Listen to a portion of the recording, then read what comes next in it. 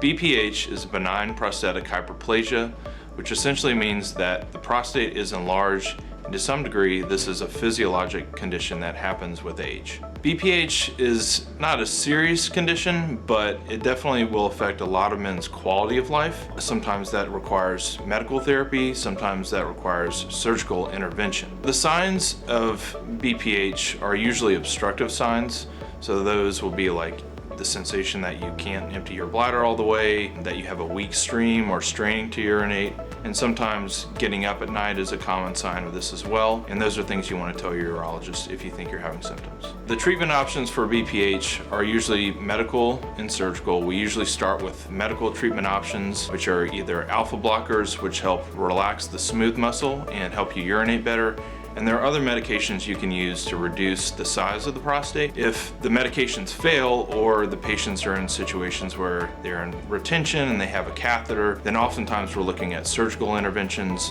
such as a TURP or transurethral resection of the prostate, as well as other techniques like green light laser, Urolift, etc. Best piece of advice for men who are struggling with urinary symptoms is not to wait too long. Don't wait until you get to the point where you're in urinary retention and you have a catheter put in. There are things we can do before that happens to prevent the problem and improve your quality of life, and that can be as simple as a medication.